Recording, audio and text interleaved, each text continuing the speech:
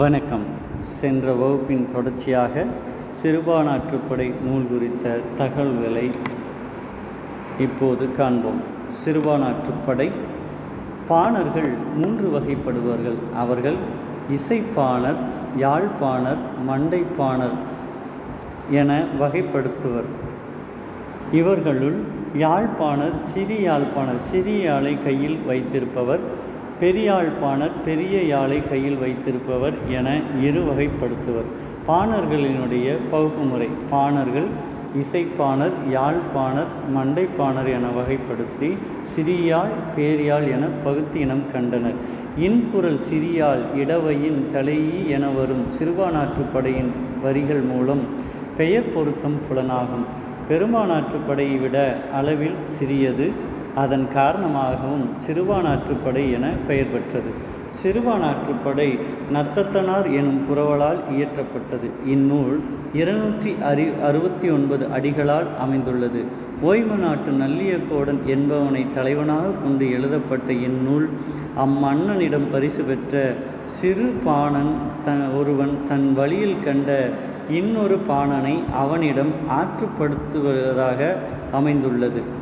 சிறு பாணனின் வழி அழகு 1 முதல் 12 அடிகளும், விரலியரின் அழகினை 13 முதல் 30 அடிகளும், பசி துரத்த வந்த பாணன் என்பதனை 31 அடிகள் முதல் 50 அடிகள் வரையிலும், சங்கம் வளர்த்த தமிழ் மதுரை குறித்த தகவல்களை 51வது வரிகள் முதல் 67 அடிகளிலும், உறையூரும் வரிதானது, வள்ளலின் பெரிய வள்ளல், வாரி வழங்கும் மாறி, பாடும் பணியே பணியாக, மானும் பேணும் பாணனின் மனைவி, நீலமணி பூக்கும் நெய்தல், வேளூர் விருந்து, அறிவுடையார் வாடும் ஆமூதூர், நல்லூர் நல்லியக்கோடனுடைய ஊர்ச்சிறப்பு, தகுதியறிந்து தருவான் கொடை என்பதனையும், ஈர இதயம் உடையவன் என்பதனையும், வரையாது கொடுக்கும் வான்மலை போன்றவன் என்பதனையும், விரும்பியதை அளிக்கும் கொடைவள்ளல் என்பதனையும் அடிகள் மூலம் அறியலாம்.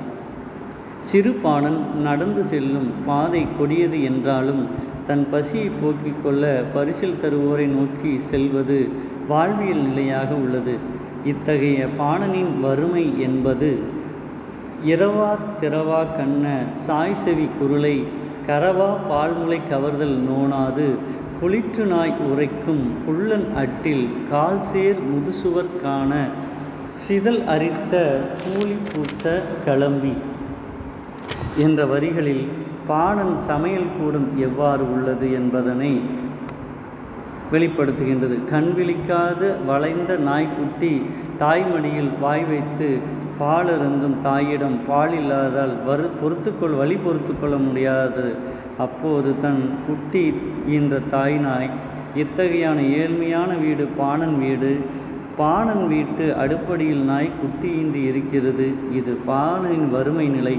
இங்கே நீண்ட வீட்டின் அமைப்பு மேல்கூரை இடிந்து விழுவது போலவும், கரையான் பிடித்த சுவர், வீடெல்லாம் புழுதியிலே பூத்த காளான். இப்படிப்பட்ட வீட்டில் பசியில் வருந்தி ஒடுங்கிய வயிறும் வளைந்த அணியும் கையும் உடைய பாணனின் மனைவி தன் கைவிரல் நகத்தால் குப்பையில் முளைத்திருக்கின்ற வேலைக்கீரையை எடுத்து உப்பு கூட போட வழியில்லாமல் சமைத்த உணவு.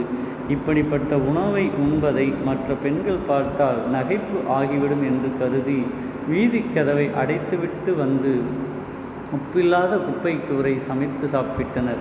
இப்படிப்பட்ட பாணனின் வறுமை ஒரு சமூக நோயாக உள்ளது. இதனை போக்குவதற்கு நல்லியக்கோடன் போன்ற நல்லியல்பு வள்ளல்களும் இருந்துள்ளனர். அந்த வள்ளலை பற்றி எடுத்துக்கூடும் நூலே சிறுபானாற்றுப்படையாகும். மாவிலங்கு என்னும் நகரில் இருந்து ஓய்மநாடு எனும் பகுதியை ஆண்ட நல்லியக்கோடன் இவன் சங்ககால வள்ளல்களுள் ஒருவன். கடையேழு வள்ளல்களுக்கு காலத்தால் பிந்தியவன். ஓவியர் குடியில் தோன்றியவன். விரலையின் கன்னம், கூந்தல், நுதல், நோக்கு, எயிறு முதலிய 10 உறுப்புகளும் இந்நூலில் வர்ணிக்கப்பட்டுள்ளது. உப்பு வணிகர் வண்டியில் உப்பு மூட்டை ஏற்றிச் செல்லும் பொழுது தன் மனைவி மக்களுடன் பிள்ளைகளைப் போல வளர்ந்த மந்தியும் உடன் அழைத்துச் சென்றனர். நுணா மரத்தின் கட்டையில் மணிகள் கடைந்து அம்மந்திகள் அழகு செய்தனர் என்ற செய்தியை இந்நூலின் வழி அறிய முடியும். அசுரர்கள் தவமிருந்து வானத்திலே எங்கும் முப்புறங்களை பெற்றனர். அதன் மூலம் மக்கள் அனைவருக்கும் துன்பம் இழைத்தனர். சோழன் தொடித்தோல் செம்பியன் அசுரரில் தூங்கையிலை அளித்தான் என்று புராணக் கதை கூறுவர். ஆயின் உண்மை வரலாறு வேறு. வாணி ஆற்றங்கரையில் இருந்த வானம் எனும் ஊரில் கடவுள் அஞ்சி என்பவன் ஒரு வலிய அரிய கோட்டை கட்டியிருந்தான். அதற்கு தூங்கையில் கதவம் என்று பெயர். தூங்குதல் தொங்குதல் எயில் மதில் கோட்டை அம்பு. தூங்கையில் கதவம் என்பது தூங்கையில் எனச் சுருங்கி வழங்கப்பட்டது. வலிய மதிலும் கொடிய போர்க்கருவிகளும் மறைந்த தூங்கையில் கதவும் கொண்ட இக்கோட்டையை போரிட்டு அழித்து வென்றதால் சோழ மன்னன் தொடியின் செம்பியன் தூங்குயில் எரிந்த தொடித்தோல் செம்பியன் என புகழப்பெற்றான் என்ற வரலாறை இந்நூல் வழங்குகின்றது. சிறுபான்ஆற்றுப்படையில் கடை 7 வள்ளல்கள் பற்றிய சிறப்பு குறிப்புகள் இடம்பெற்றுள்ளன.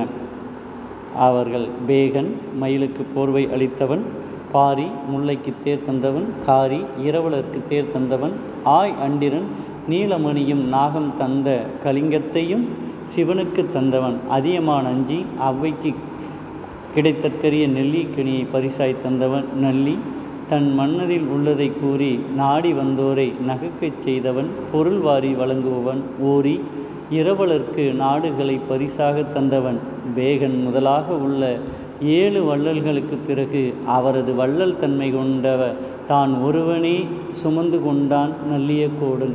இதனை எழுவர் பூண்ட ஈகை செந்நுகம் என்ற சிறுபான்ஆற்றுப்படை அடிகள் எடுத்துரைக்கின்றது.